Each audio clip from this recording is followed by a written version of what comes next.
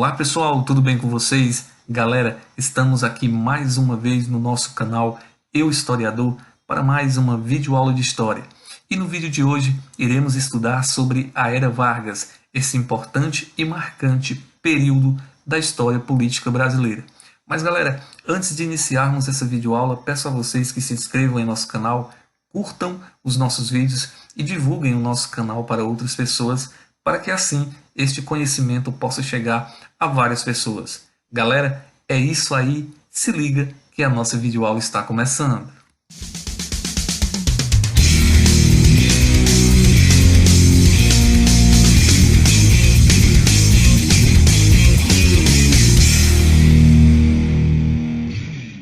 Então galera, vamos dar início à nossa videoaula falando sobre a Era Vargas e para início de conversa vamos buscar uma compreensão assim um pouco ampla do que foi a Era Vargas. Um período que vai desde o movimento que depois o Washington Luiz, em 1930, até 1945, com a deposição do próprio Getúlio Vargas. Galera, deposição. Primeiro de Washington Luiz em 1930 e depois de Getúlio Vargas, num período de 15 anos, nós tivemos aí a Era Vargas. E a palavra deposição ela aparece aí, nós temos aí o significado dela. Depor significa, vem de destituição de alguém de função ou cargo, exoneração ou demissão. Então nós temos aí, galera, 15 anos de uma política efervescente no Brasil e vamos, nessa aula de hoje, buscarmos aqui a compreensão dessa Era Vargas através de alguns pontos, como, por exemplo, os antecedentes. Quais fatores contribuíram para que Getúlio Vargas chegasse ao poder político brasileiro em 1930. E como alguns antecedentes, nós temos aqui, por exemplo, os movimentos tenentistas. Esses movimentos eles estouraram ainda lá na década de 1920. Em 1922, por exemplo, nós tivemos o primeiro movimento tenentista da história do nosso país, e esse movimento ele vai acontecer no governo de Arthur Bernardes. E nós temos aqui alguns motivos pelos quais esse movimento ocorreu em 1922. Ainda durante a campanha para a presidência da República, vazou ali uma carta que posteriormente se descobriu até que era falsa, mas que tinha um conteúdo onde supostamente o candidato Arthur Bernardes fazia críticas pesadas aos militares brasileiros. Isso obviamente não pegou muito bem, é tanto que quando o Arthur Bernardes chega ao poder político brasileiro, assume a presidência do Brasil naquele momento, os militares eles vão começar a fazer algumas críticas ao governo Bernardes e vão inclusive iniciar o movimento que ficou conhecido como movimento tenentista, que ocorre lá basicamente no estado do Rio de Janeiro, e vai ter um episódio muito conhecido e muito famoso na história brasileira que vai ser o 18 do Forte, onde 17 militares e um civil vão enfrentar as tropas do governo brasileiro dentro desse movimento chamado de tenentista. Uma segunda fase desse movimento vai acontecer 2 anos depois e agora vai se concentrar na capital do estado de São Paulo. Dentro desse contexto de insatisfações com os governos brasileiros, nessa época o Brasil tinha uma república oligárquica, onde existia ali uma série de corrupção, existia um revezamento do poder entre os estados de São Paulo e de Minas Gerais, e por consequência de todos esses ingredientes, existiu uma grande satisfação de grande parte da população brasileira com aquele modelo político adotado no nosso país. Essa insatisfação vai inclusive levar o Brasil à chamada Coluna Prestes, que também vai ser um movimento que vai acontecer em várias regiões do Brasil e que vai levar para várias regiões essa insatisfação do povo com a república oligárquica. Toda essa insatisfação, obviamente, vai desembocar na chegada de Getúlio Vargas ao poder em 1930. E para nós compreendermos aqui de uma forma bem ampla, bem genérica, um pouquinho do que foi o governo Getúlio Vargas, nós trouxemos aqui alguns pontos que, obviamente, de forma sintética, buscarão explicar para vocês como aconteceu e como se deu o governo Getúlio Vargas. As principais características do governo Vargas foi o populismo e o trabalhismo, e aí existe aí, até uma um pensamento de vários historiadores, correntes que dizem que o Getúlio Vargas ele criou no Brasil um regime populista onde existia ali uma relação paternalista entre ele, presidente, e o povo brasileiro. Já outros historiadores acreditam que essa relação foi uma relação trabalhista, que eles chamam de trabalhismo, que é justamente a questão do governo garantir para a população brasileira leis trabalhistas, ganhos trabalhistas, mas ter ali a contrapartida do voto. Turma, outro ponto importante vai ser a centralização política. Antes de Getúlio Vargas, nós tínhamos ali ainda uma descentralização política, apesar de nós termos a figura do presidente da República, mas a política ela era dominada basicamente pelas oligarquias estaduais que estavam espalhadas por todo o território brasileiro. Tivemos também o fortalecimento da política trabalhista, com a redução da carga horária semanal de trabalho, com a criação da CLT, com a criação do Ministério do Trabalho. Isso também foram criações aí do Getúlio Vargas que acabaram fortalecendo essa figura populista ou trabalhista que ele ganhou ao longo da história. E tivemos também um investimento pesado e maciço na questão da propaganda política.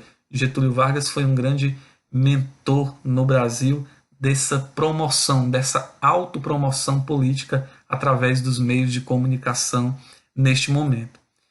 E para finalizarmos aqui essas principais características, nós temos a questão da governabilidade, ou seja, a capacidade de negociar apoio político. Getúlio Vargas teve o seu governo muito marcado por essa característica e também por algumas contradições que no decorrer dessa videoaula nós iremos buscar compreender quais foram essas contradições que acabaram fazendo com que Getúlio Vargas passasse tanto tempo no governo brasileiro, mas que também acabaram sendo ali o estopim para a queda dele em 1945.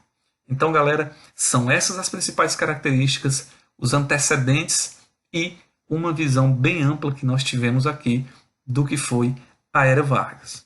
Vamos dar continuidade à nossa videoaula falando sobre as fases do governo de Vargas, uma vez que os historiadores costumam dividir o primeiro governo de Vargas em 3 fases principais. E para início de conversa, nós iremos falar sobre o governo provisório, que, como o próprio nome já diz, deveria ter vida curta. Porém, devido aos acontecimentos daquele período da história do nosso país, esse governo Vargas acabou durando 15 anos. E aqui nós iremos discorrer, trazer e explicar para vocês algumas dessas principais características do governo provisório, um governo que vai romper com as oligarquias da República Velha e vai dar uma nova cara ao Brasil, uma cara mais industrializada e voltada mais para a questão trabalhista e populista no nosso país.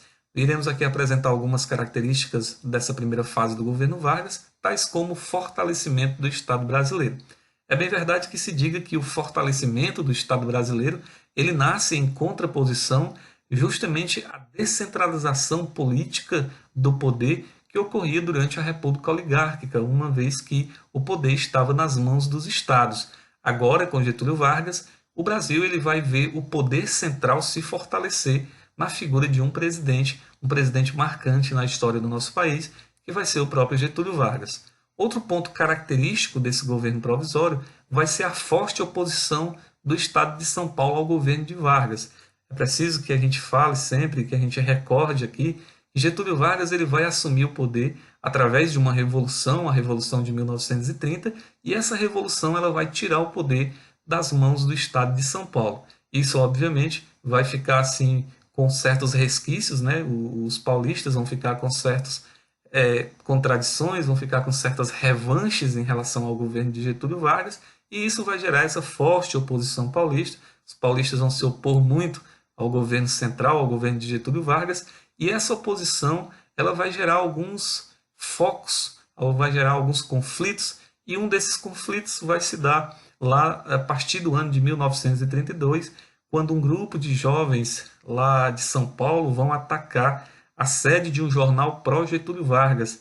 Esses jovens eram estudantes e eles eram chamados de Martins, Miragaia, Drauzio e Camargo. Esses 4 rapazes eles acabaram sendo mortos pelas tropas que defendiam ali Getúlio Vargas, né, pela sua equipe de segurança. E esses jovens, né, esses estudantes, eles vão servir como mártires para o início de uma revolução que vai iniciar no estado de São Paulo, que vai se centralizar no estado de São Paulo e que vai ficar conhecida como a Revolução Constitucionalista, que tem justamente como estopim a morte desses 4 jovens, Martins, Miragaia, Drauzio e Camargo, que vão se transformar nesse momento em símbolos dessa Revolução Constitucionalista. A Revolução Constitucionalista, que, como o próprio nome já diz, defendia a criação de uma Constituição. Isso porque, neste momento da história do nosso país, o Getúlio Vargas, presidente do Brasil, governava simples e basicamente por decretos. Isso pegava muito mal e dava ao governo provisório neste instante um caráter ali de ditadura, não é? Então, a população, principalmente do estado de São Paulo, não via isso com bons olhos, até pelo fato, né, de existir esse revanchismo, essa revanche entre o estado de São Paulo, que perderam o poder na Revolução de 1930. A Revolução Constitucionalista vai exigir a criação de uma Constituição e vai exigir também eleições para presidente da República. Nós temos aqui algumas imagens que vão mostrar esses movimentos que nascem no estado de São Paulo, esses movimentos que vão fazer frente, né, que vão dar corpo à chamada Revolução Constitucionalista de 1932. A Revolução vai acontecer, vários atos vão eclodir ali no estado de São Paulo, e em 1934, Getúlio Vargas resolve, convocar uma Assembleia Constituinte e resolve dar ao Brasil a sua nova Constituição, a Constituição de 1934, que vai trazer algumas características importantes, tais como a criação do voto secreto.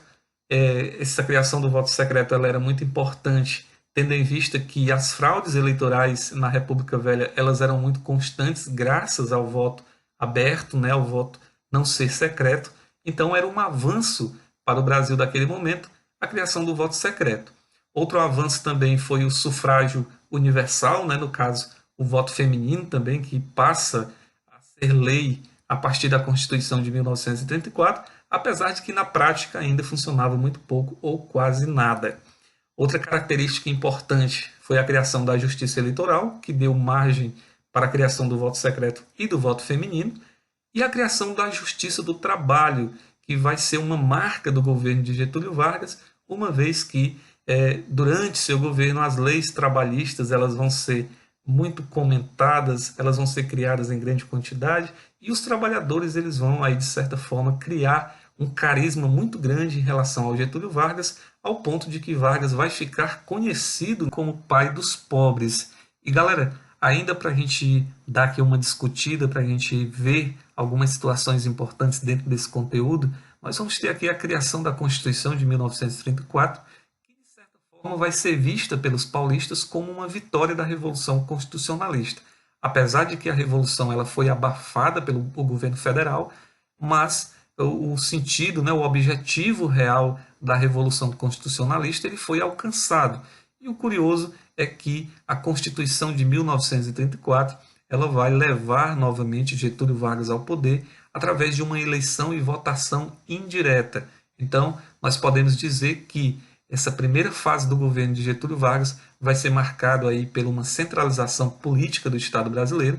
Nós vamos ter uma forte oposição do Estado de São Paulo, principalmente com a questão da Revolução Constitucionalista, que vai ser abafada, porém vai atingir os seus objetivos, o seu principal objetivo, que vai ser a criação da Constituição em 1934, que vai reconduzir, né, mais uma vez, Getúlio Vargas ao poder e à presidência da República do Brasil, agora por um mandato de 4 anos, que deveria ter acabado lá em 1938.